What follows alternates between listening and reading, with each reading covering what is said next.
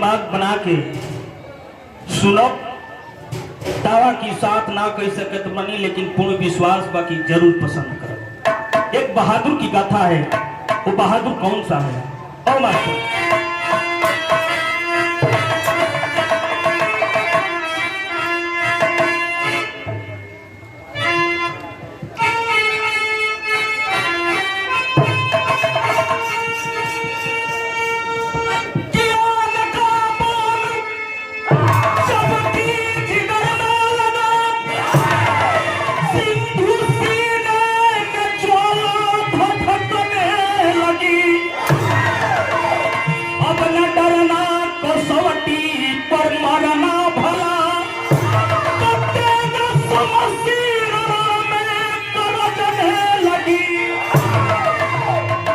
फौलाद के शेर औलाद थे, बजरी की तलवारों में गरजने लगी।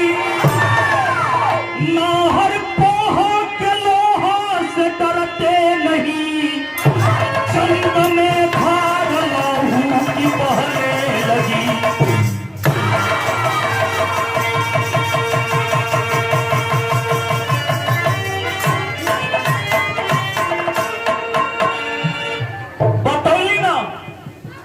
एक बहादुर की गाथा है। यही पलिया गौरा को रहे वाला वीर लोरी के अहिर कई कहानी बा। वीर लोरी के जिधर गईलो प्रथम समाजवाद का स्थापना वही किए थे, जिनका गुरु अजय धोबी मेठवा चमार।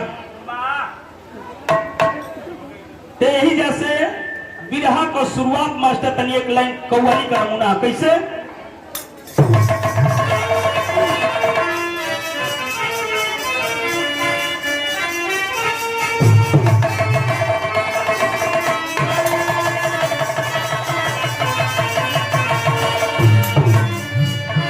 कव्वाली तमाम कैसेट से रूमा सब सुनी ला। काबे में तेरा जलवा, काशी में नजारा है, लेकिन तनी भाव पकड़ करेंगे क्या? जिधर जिधर वीर गईला आज भी तनी तन फन कई कुल तो नहरों के दुनिया से जाए के पड़। कैसे?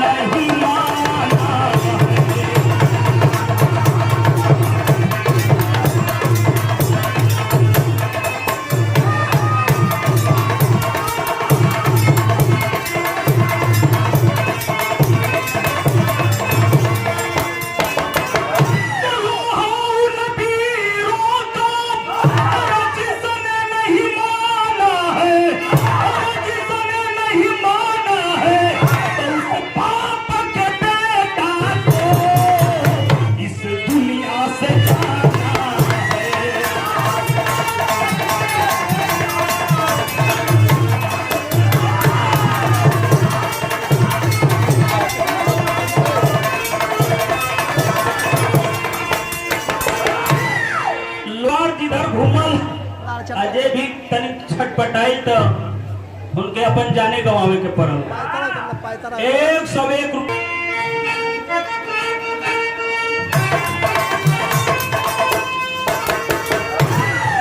हीरा बुल्लू राम दो सब चल गए तो कम से कम उन्होंने के एक बार नाव कर ले लिया जा।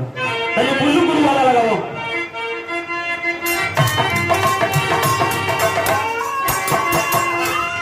जब से हरा साचा के लोरी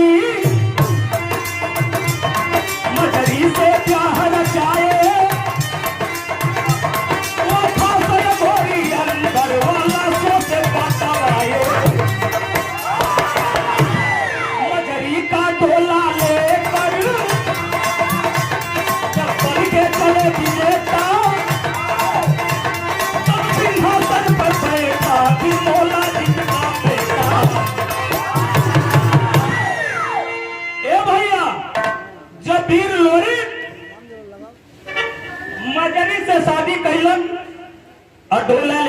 यही बलिया गौरा में लड़ाई भई, लोरी का जमाना खत्म हो गई। इधर मोलाजित राजा का भी जमाना खत्म हो गई। और तब अब रामदेव गुरु वाला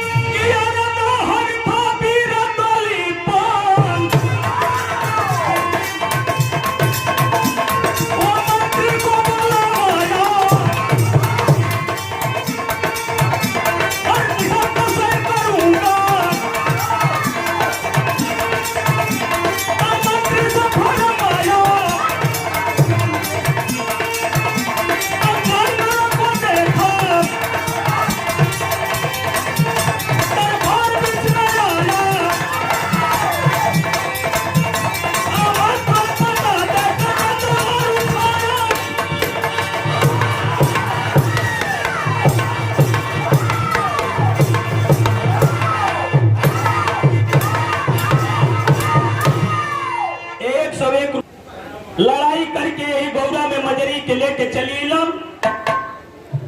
लोरी का जमाना खत्म हो गई। मोलाजित राजा का बेटा दलीपन अगोरी में सिंहासन पर बैठल मंत्री को बुलवाया और कहा कि सेना सजाओ, सेना सजाओ, मैं हर दिशा का अपने राज्य का भ्रमण करूंगा। सेना सजल, दलीपन निकला और जब उत्तर दिशा में गया देखा कि 3 कोस में कंकाले कंकाल मनुष्य का हड्डिये दिखाई देत बा। मंत्री से पूछला कि मंत्री ये बताओ कि 3 कोस में ये मनुष्य का हड्डी कैसन दिखाई देत बा। कोई मैं एगो मंत्री रहे, बड़ा पुरान बात जानत रहा, कहलस कि हम ना बताई। ये अपनी माई मतेसरी से पूछ लो, वो बता दिया। हमारी लगे एक कहानी नहीं थी। आवाज दिया सेना को, चलो। दरबार में आया है माई मतेसरी के बोलवलस, कहलस कि माई बता दे उत्तर दिशा में अपनी राज्य का भ्रमण करे गई हम। आ 3 कोस में कंकाले कंकाल दिखाई देता वो मनुष्य का। बात का बा झरझर झरझर आंख से आंसू चले लगल माई मतेसरी की। कहलस कि बेटा हमारे कही लाल, अब पूछ मत बेटा, ये बात के मत पूछ। कहलस कि ना बतेबू, ना बतेबू, कमान से तलवार खींच लिया, गर्दन पर लगा दिया। कहलस कि ना बतेबू तो अपन हम गर्दन काट दे। कहलस कि बेटा गर्दन मत काट ले, जब ना मनबे तो हम बतावत हैं। यह एक लाइन तर्ज का लाइन है, कैसे मास्टर?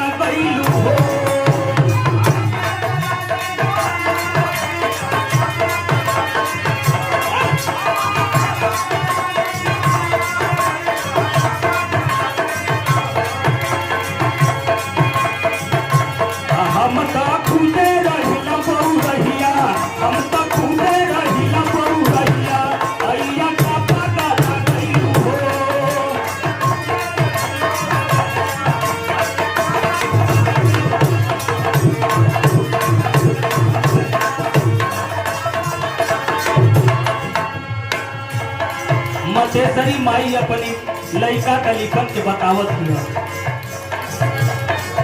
अरे परिसे नया नवाना रे बेटा, परिसे नया नवाना।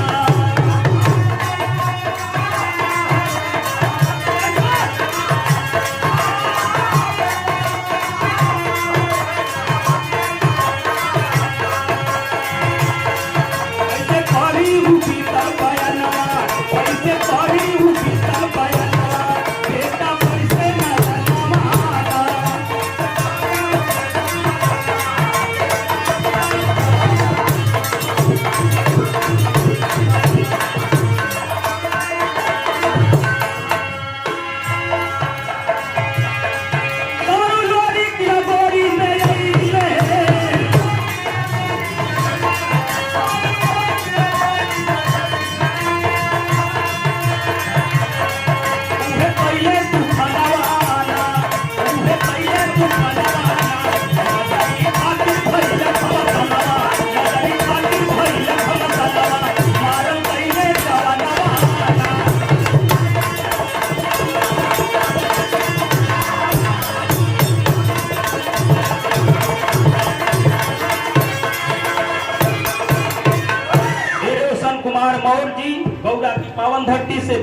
गांव से सम्मान, बहुत बहुत प्रणाम। मतेसरी माई बतौलस दलीपन के की बेटा महारा मंगर का बेटिया मजरी मजरी बड़ा सुंदर रहल रे बेटा। तो बाबू बहुत आयास पर वृक्ष कर मोलाजित राजा।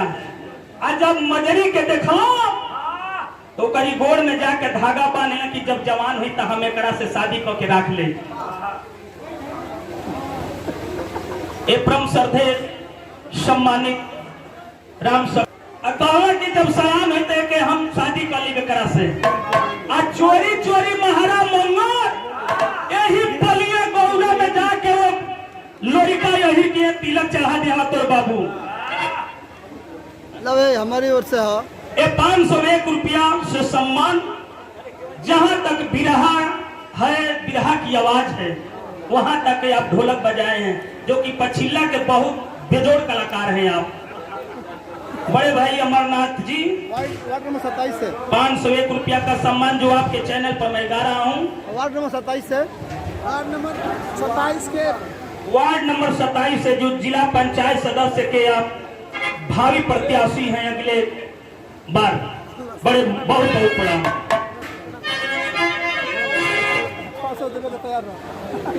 लोरिका यही की है,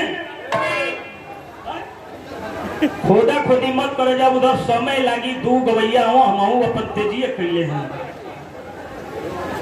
अब जैसे हम गावत हैं वो गवैया के बिरहा गावे खातिर कुछ समय चाहिए, कहानी तो वो गवैया खड़ा हुई तो कोई की पूरा समय ले लेंगे।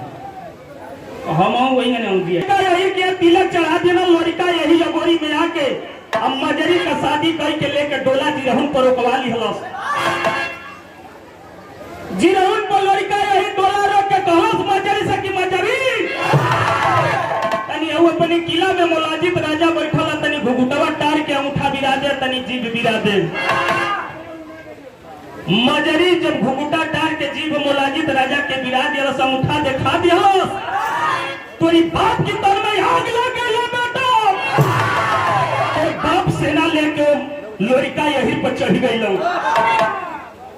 तोरी बाबू की सेना में वो रंपा भाट रहे, बड़ा बलशाली रहे। वो रंपा भाट का जब लोरिका की लड़े खाती भेजला, लोरिका यही मकईचा का कांटा बोरी के आई, जब 10 कांटा मारा तो रंपा भाट के आई करत भागल ले बेटा। तो बाबू की सेना में एगो करनी हाथी रहल, जोना के 7 पाती अमर लिखल रहे। वो करनी हाथी गई, लोरिका यही पटक के एक गेड़ा जब दबावत तो खून बिक के मरी गई। तो बाबू का सेना सब लोरिका यही मार के गिरा दी हलस। तो बाबू कही सब भागत भागत यही हमारी पास अचरा में लुकौली और लोरिका यही से अपनी सेनों का भीख मंगली। तो लोरिका यही छोड़ के गई ले बेटा। उहे तोरी बाबू की सेना और लोग मारल हुआ 3 कोस में हड्डी जौन देखा तारे। अरे बाप रे बाप,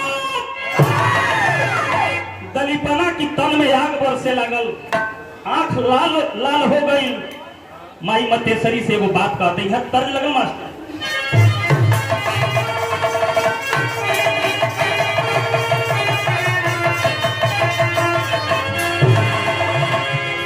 देखा देवेंद्र भैया गीत बहुत बा, वही रे जगहिया जाते काट दिहला राजा जी। आई को कोला पिया तन सब बहुत है। देखो स्वर्गीय रामदेव गुरु अपनी जमाना में गा के चली कैसे मास्टर।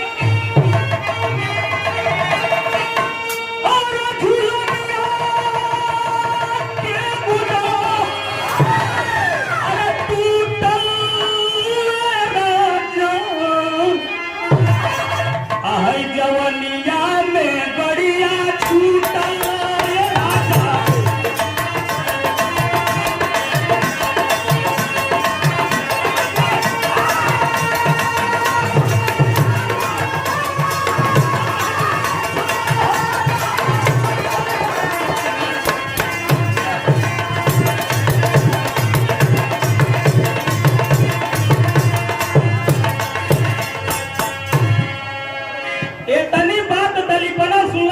बाबू के सेना के लोरिका यही मार के गिरा दिया।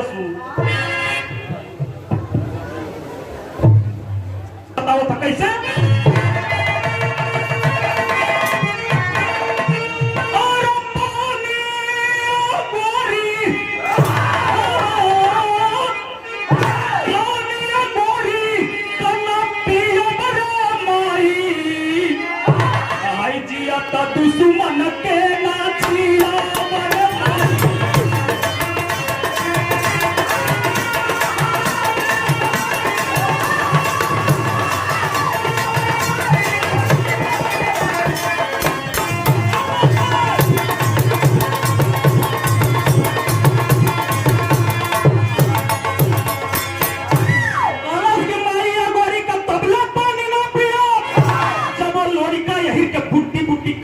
ले सेना के बोलौलस कहलस सेनापति सेना सजाओ, मैं गौरा पर चढ़ाई करूंगा और लोरिका के लिया के ही गोरी में बुट्टी बुट्टी कटवा करके कुत्तों को खिला न दिया तो मेरा खलीफा नाम नहीं।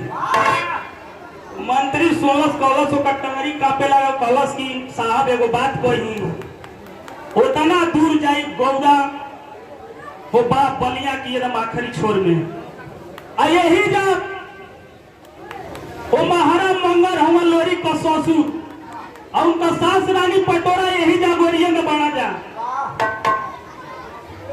भैया भैया हल्ला ना उठे आ काहे ना ही महाराज मंगर के लिया के तहखाना में डाल जाती लोरी की गाड़ी में दम हुई तो जाके अपनी हित को मदद कर ली हम यही जब बदला लिया जे यही गोरी में दलीपना कॉलस की इहो बढ़िया बात बा।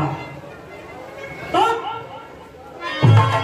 महाराजा मंगर के द्वारा पर आया रानी पटोरा को नंदा करवाया।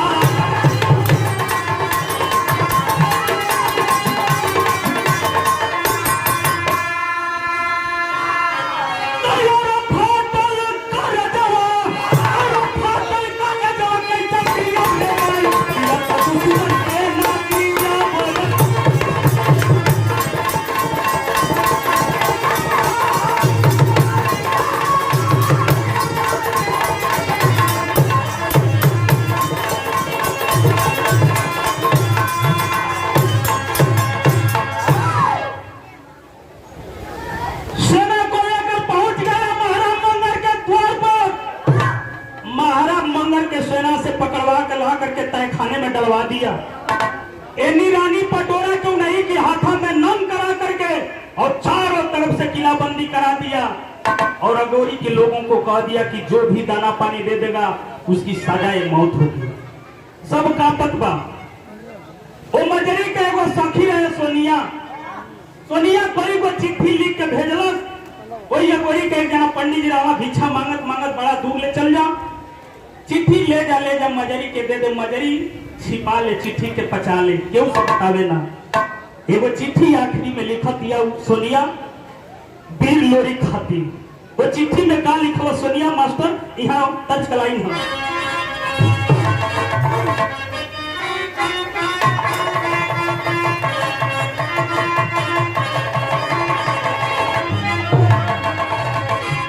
ओहे मलाही गीत बा कि सुतला गंगा के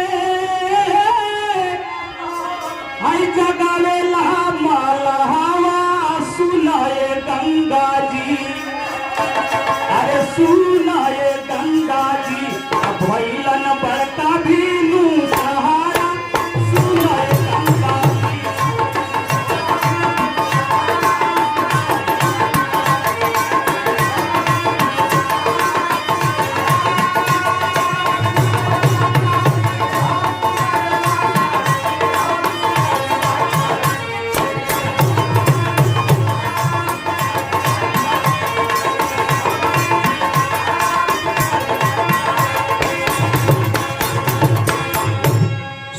चिट्ठी लिखत बा वीर लोरी के कि रोई रोई पतिया में ए भैया लिखे लिपि पतिया सुना हो लोरी कना, अरे सुना हो लोरी कना सासू सहे दूर पतिया सुना हो लोरी कना।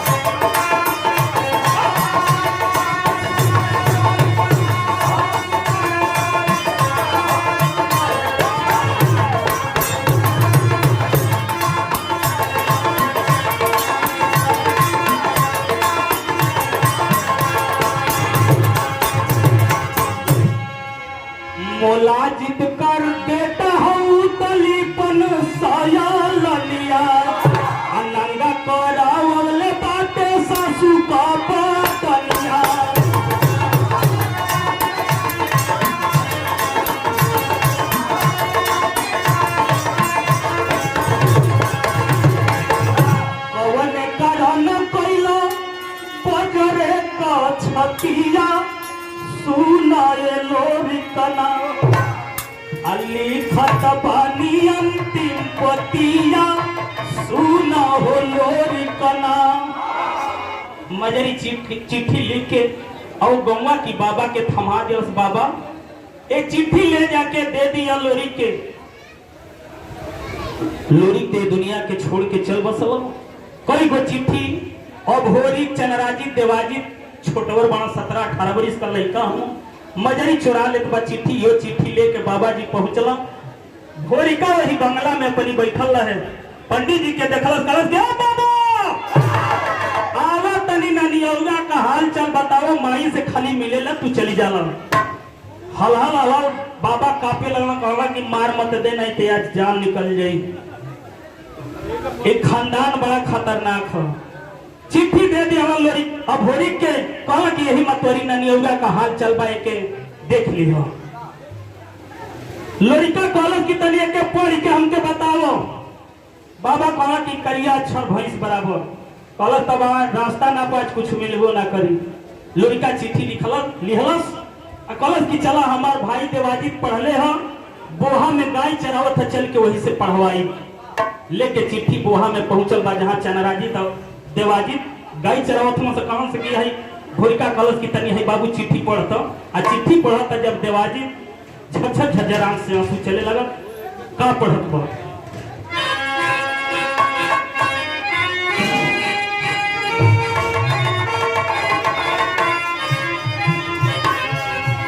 पतिया के खोली भैया अरे जब निरखेला अखिया से तब नयना से गिरे लागल झरझर पुनिया। चिट्ठी के खोलस देवाजी आ पढ़त बा झरझर झरझर रोए लागल। माई का सहेली ए भैया आज पहेली लिखी भेजले बा। अरे तीरथा बा भैया रे चढ़ल हमनी कर जवनिया। झरझर झरझरोत बा कहत अब कि भैया हमनी की जवानी के धिक्कार बा। अब वही का कलश कह रहा बात का बाबा तब बताओ ना। बताओ तो तब मोलाजित का बेटा हो। अरे दलिपन सयलनिया हो।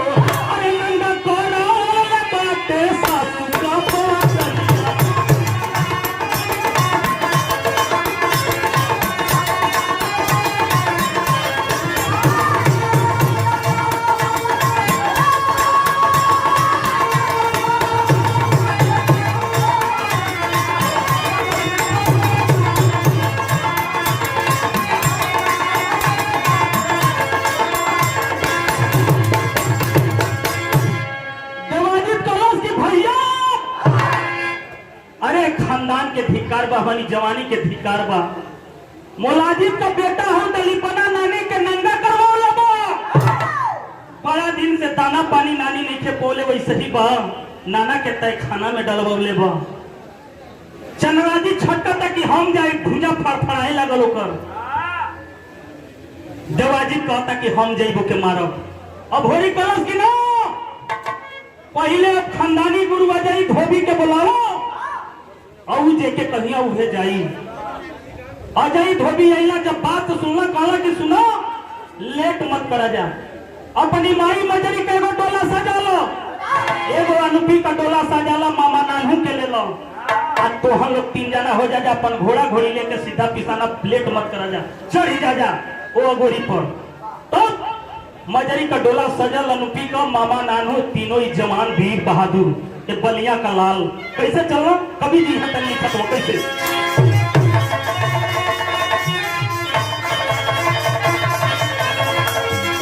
अरे जवानी बाबू घायल से रखी हुई कि मोरे राम भैया जवानी घायल से रखी हुई तो चढ़ी गई रोम रोम में गौरा वाला।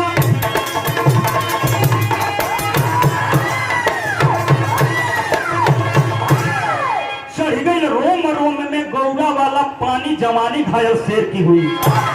बहादुर डोला लेके अपनी माई आ घोड़ा से सवार हुआ आ तलवार उहे ले ले है जो लोरी चलावे। अब होरिका ले ले है दादा हो दादा भूजा फड़फड़ात है 18 बरिस का जवानी हो।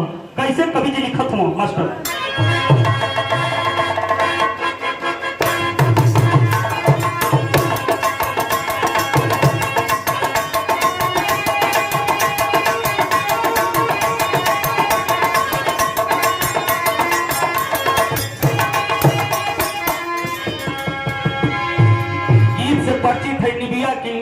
दरिया मैया माई बहन लोग का गीत हो, लेकिन भाव पर ही गौर करी कैसे? क्रोध किया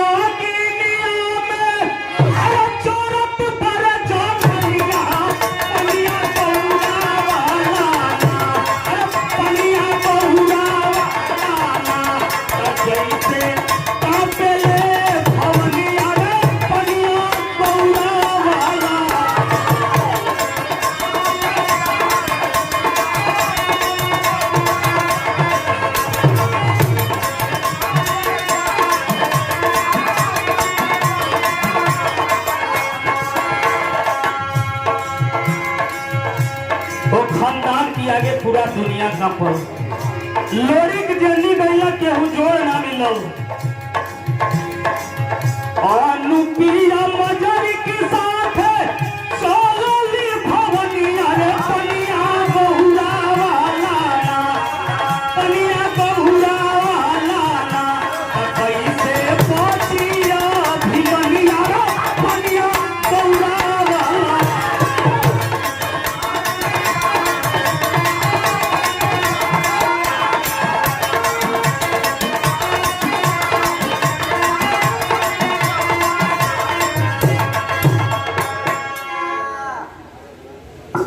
बहादुर चलल हुआ रास्ता में एक भूजा फड़फड़ा तो सोचत हम कि चल के हम मारब। एगो भाई करता कि हम मारब। इहे कहत में तले अगोरी पहुंचिए न बहादुर। उस समय का बात कवि को लिखना पड़ा। यहाँ एक लाइन तर्ज मास्टर।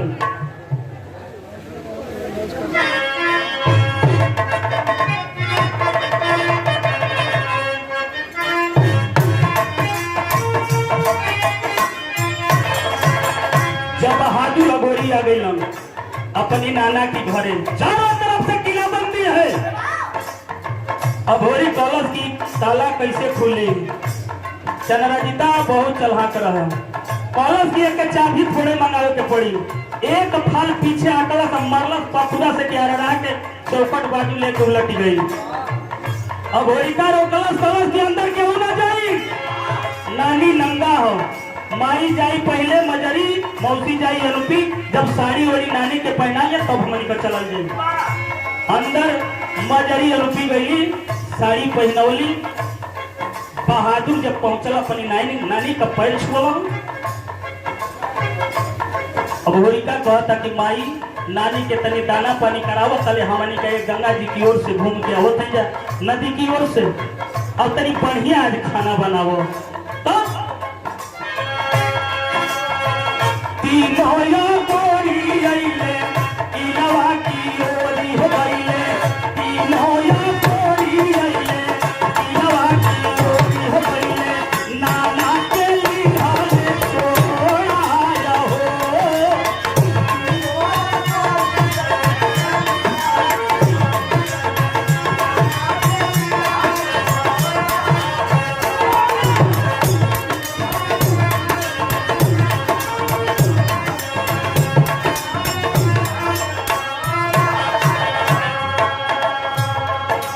चंद्रजीता बड़ा चलाक रहे। पता उतने देर में लगा ले कि कौनी तय खाना में नाना के डलवले हम। ओइमा से निकाल लिए नाना महारा मंगल के। जब 9-10 बजे रात का लेके जब वो हाथा में अला रानी पटोरा की सामने अपनी नाना के महाराज पहला आज कलानी आज भइली पवन तरना पहुना लोरी कनाही आइले। मजरी बतावन लागी हसुआ दियावन लागी। मजरी बतावन लागी हसुआ दियावन लागी। पहले से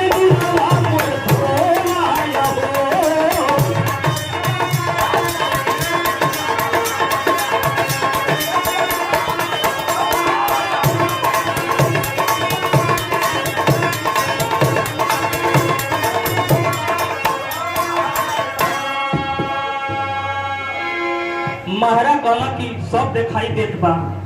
हाई लइका कैसन हो बताउलस, मजरी सब पर्चे करौलस आ कहलस कि लोरिक नहीं खा दिखाई देत बेटी।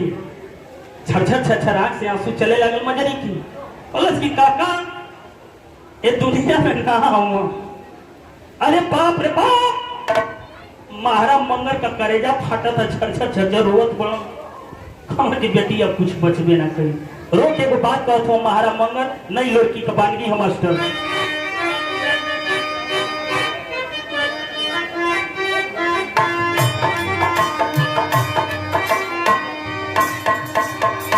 कि महारा रोवत बानेला, महारा रोवत बानेला, भाई के पाऊआ हो पीती। कयसिया नहीं फेरू पटना, कयसिया नहीं फेरू पटना, आया चौबूढ़ो की आखी। तो महारा कहलस किए बेटी, और जब लोरी को छोड़ दिहले हो, हाय दुनिया में हो साना। आए बेटी केहू नहीं बाटे हो, आए ही जगवा में ही टावर हो। महारा रोवत बा कलश की बेटी जब लोरिक ना ये दुनिया में हुआ तो कुछ बचल ना हो। है लइकन के ले बेटी है 18 बरिस 17 बरिस की लइकन का हम हत्या ना कराई अपनी खातिर। हमनी का बुढ़ौती आ गई बेटी, हमनी का तो चले चलावे के समय आ गई। है लइकन के लेके गौरा चल जा, बलिया चल जा अपनी। हमनी की पर जोन बीती तो हमनी का झेल लिहल जाए। फौलाद जगल मजरी की अंदर तो कहलस मजरी कि काका काका काका सुनिला बात हमार।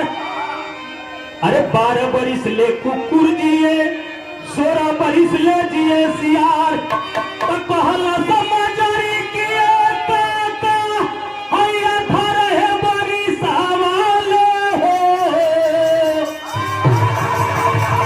अरे जिएला हो सुरू। तो ए बेटा हौ किलावा जाके घेरी ले बेरे, हाय जुलुमी हो राजा। तो ए बेटा वही लोरी का कोठिया रे, तू लिहल हो यावा। मजरी का फौलाद जगल कलश की बेटा, अरे तेरी बाप का दुनिया में केहू जोड़ ना भइले बेटा। तोरी बाप का केहू जोड़ ना भई, आ तू नहीं का खून तोरी रग रग में फैलल अरे बेटा। आया जी दौड़त बा ओ दलीपन को किला के एगो उत्तर मुंह के द्वार है, एगो पूरब के एगो पश्चिम के, आ तीनों जा से दुआरी पर लेके जम जा सरे बेटा। और के मार के ये नहीं तो हमारे सामने मुंह दिखाई मत ही है। फौलाद जगल बा भोरी को तलवार खींच ले कमान से आ चलल बहादुरों समय का बात करी तो।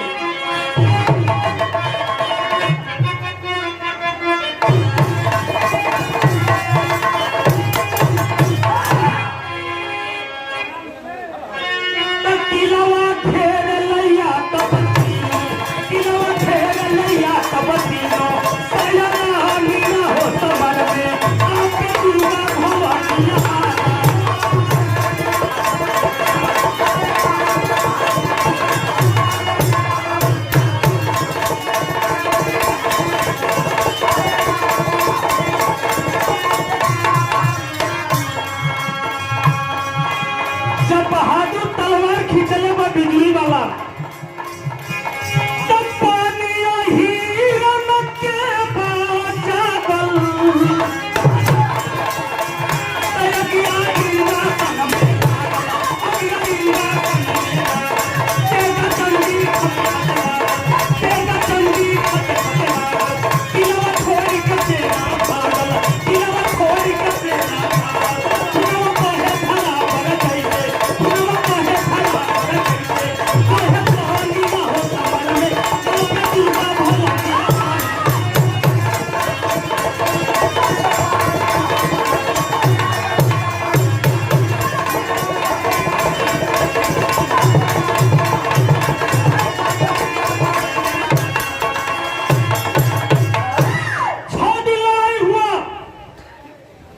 दलीपना का सेना मार दी गई, खून का नदी बहादुर बहवा दिए। माई मतेश्वरी के पता चला 7वां दिन का बात हिया, जब पता चल गई कि हमार लड़का मारा जाई, अपनी किला में हवन कुंड बना के हवन पर बैठ गई। माई दुर्गा का पूजा करे लगली, माई दुर्गा प्रकट भइली। और समय के बाद कवि को लिखना पड़ा मास्टर अल्लाह के अंदर।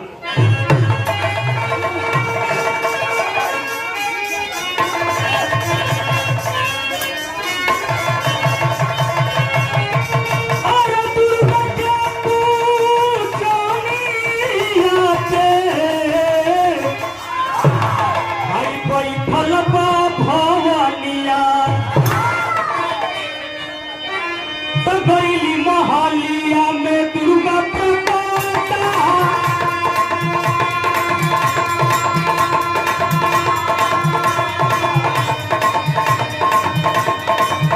भैया गई मोहालिया में दुर्गा प्रकटा।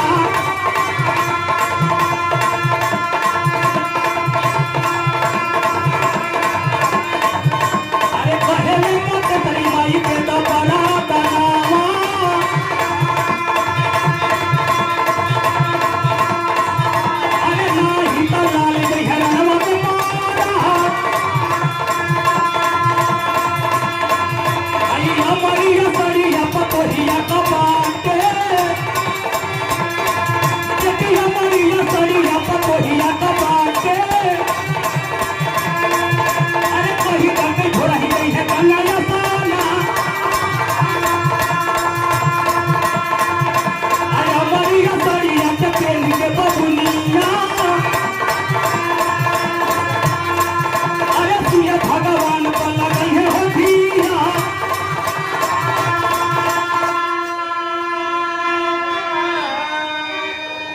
हवन कुंड पर माई मतेश्वरी बैठल पूजा पाठ करे लगल। माई दुर्गा प्रकट हो गई। मतेश्वरी कहत बा कि माई वरदान दे दे, कहीं हमारी अचरा का फूल हमारे बेटा दलीपन महाराज जी। माई दुर्गा कहीं कहली कि बेटी तो के हम वरदान तो ना दे पाई, लेकिन उपाय बता दे तनी। जो तोरी पतोही का साड़ी बा वो करे वो एक और का चरवा अमर बा, आ कह दे कि गंगा स्नान करके सूर्य भगवान पर ध्यान लगे आचरा के लेके, आ सूर्य भगवान पर पहला किरण पर जी अचरा पर, तो तोरी बेटा के केहू मारे वाला पैदा नहीं किया। इतनी बात सुनलस मतेश्वरी तक कलस की हो का भइल भाई, हो बढ़िया बात बा। तो होते भोरा हरिया दलीपन का गुजरिया,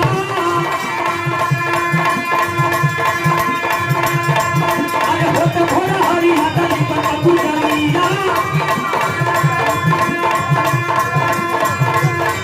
अरे तक नदी दियावा होती हलिया, हमारी सड़िया के पेड़ के बबुलिया, भैया हमारी सड़िया के पेड़ के बबुलिया, सूर्य भगवान पर गवली थिया, अरे किलवन गुरु गाय का सब गई, नदी के किनारा वाला है हो गया,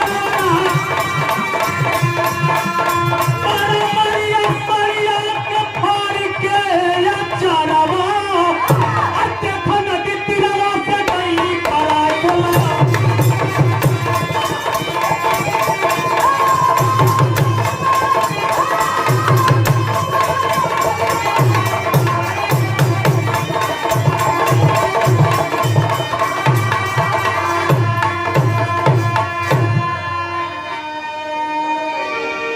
जब इतनी वचन सुन ली माई दुर्गा को मतेश्वरी जाके पतोई के बतौली की बेटी कल सवेरे ही गंगा स्नान करके हमारी साड़ी जोन बाचरा ये पुरको ओके नहा के सूर्य भगवान की और ध्यान लगैया, आंख बंद करके पूजा करिए। आ तब तो माई दुर्गा चील बन के नदी किनारे लगली में रहे। आ जब आंख बंद कैलस दलीपना कई औरत चरवा के कर से फरली लेके उड़ी गई। 51 रुपया का सम्मान कलवारी की धरती से राम बहादुर प्रकट भैया की ओर से बहुत बहुत प्रणाम। सब भैया लोग के नमस्कार प्रणाम, चरण स्पर्श पाव लगी हो। 7वां दिन का बात हुआ कैसे मास्टर,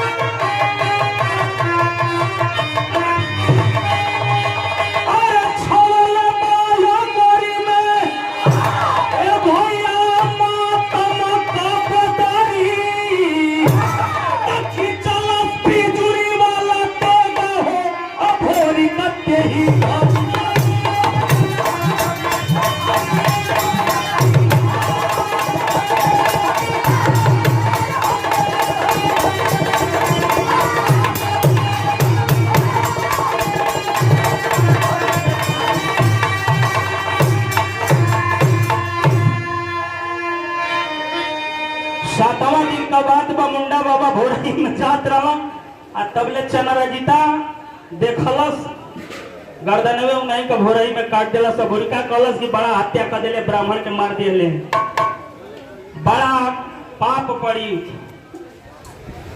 कलस चनरजिता की हम मारली नहीं, माई दुर्गा के पूजा दे दिए भोरही में। तैयार पारा पीड़वन में अरे भइल बलैया, अरे काट लिया भोरी तो दली बन के मौरिया।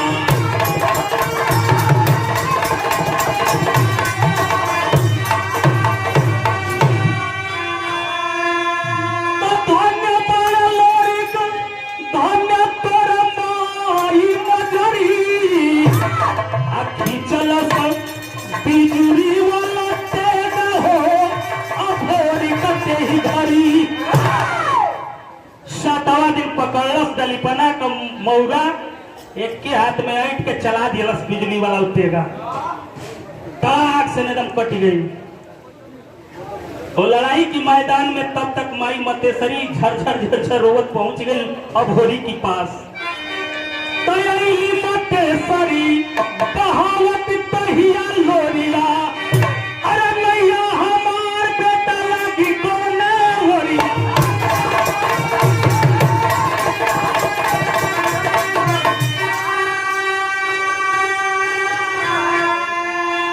तो फिर से हिरानी में बधाई पगड़ी, अरे फिर से हिरानी में बधाई पगड़ी।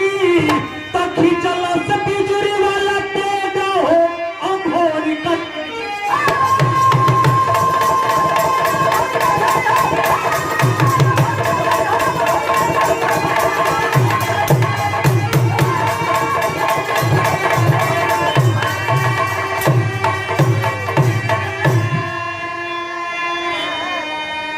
भोरी के पास माई मतेसरी आंस बहावत आई, कहलस कि बेटा हमारी लाल के तू मार दिया, तुम्हार बाप तो हमारी सिंदूर के चहटला में कैसौ सिंदूर का भीख मांगी तो छोड़ के चली गई, लेकिन इहे एगो जिए के सहारा रहा। यहू के तू मार दिया तब हम कहाँ जाए।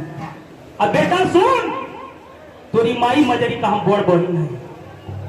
हमार बाप महारा मंगल शादी कैला, जब हमार सिंदूर डोला लेके जाएगा तो यह दलीपन मोलाजित राजा रोकवा लिया, अपनी किला में लेके चल गए। तब से इनका हम दुल्हन बन के रहे लगनी, यही जा रह गई रे बेटा। यही बिरादरी सब हमार भात रोटी छोड़ दिया, केहू भात रोटी खाए के तैयार ना हो। यही मिर्जापुर, भदोही, चंदौली, गाजीपुर, बलिया, आजमगढ़ तमाम सबको अहिरवाद के बिटोरला सब होरिका आ कहलस कि हई हमारी मौसी मतेसरी के मिला ले जा, भात रोटी में अहिर कौन सकी ना। मोलाजित राजा ले जाके रख लिया, हमनी का भात रोटी में भी मिलावल जाई। अब होरिका कहलस कि ना मिलेबा जाता, अब लाभ खइबा जा। अहिर लोग कांपे लगवा जा, अहिर लोग की गाड़ी में केहू की दम ना रहे कि मोलाजित राजा रख लिया। मोलाजित हंसत बात सही कहता नहीं, मोलाजित राजा रख लेला, केहू अहिर भाई जाके छोड़ा ले रही है। मिला लजा हमारी मौसी के भात रोटी अपन चलावा जा। महाराज मंगर के राज्य दे के 6-7 दिन बहादुर बलिया का रहा, अब फिर अपने घर को वापस लिया। आखिरी लाइन मास्टर,